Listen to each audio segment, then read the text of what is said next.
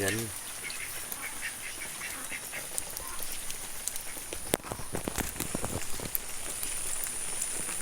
So what's up mga ka-farmers, magandang araw po sa ating lahat.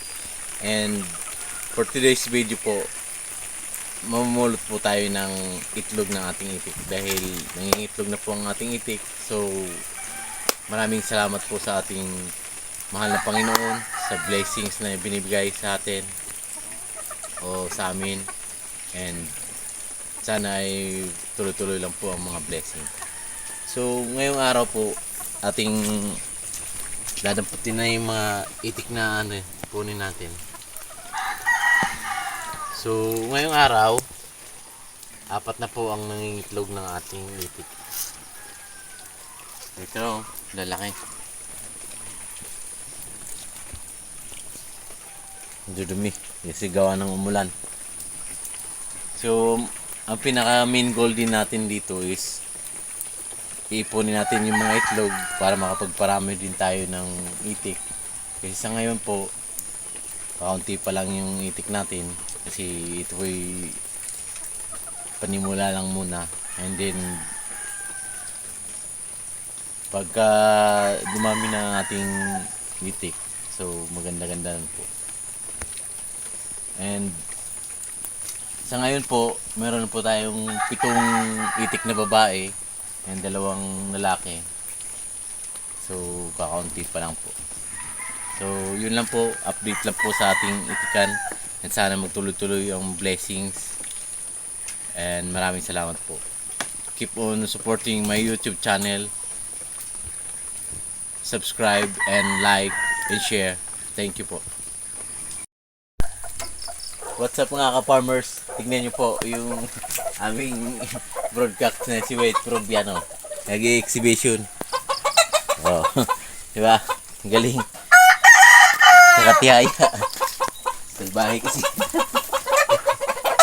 So ngayon mga ka-farmers, aawatin na po natin si Ugly Black kasi bali lagpas na siyang yung may mga itlog pa siya hindi natatapos. Awatin na po natin siya.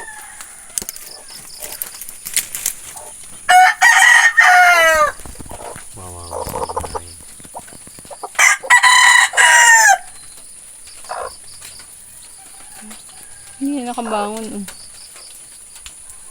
Wow, yun siya.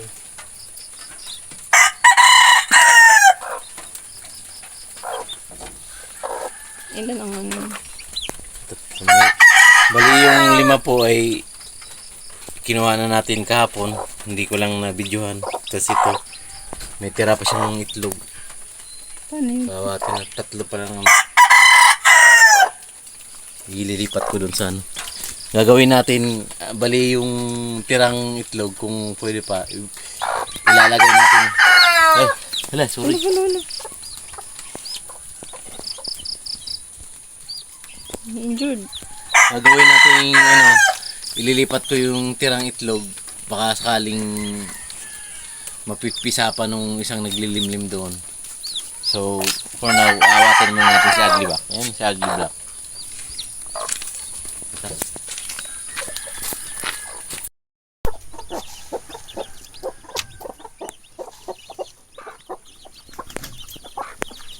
Yung video ano siya.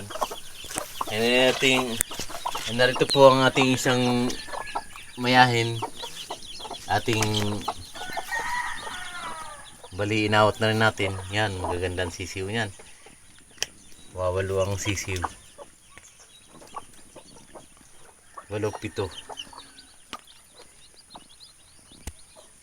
Yan yung kapatid ni Hats Gray.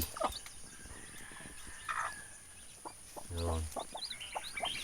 So yun mga farmers, sana ay magtuloy-tuloy ang ating mga blessings pang parating.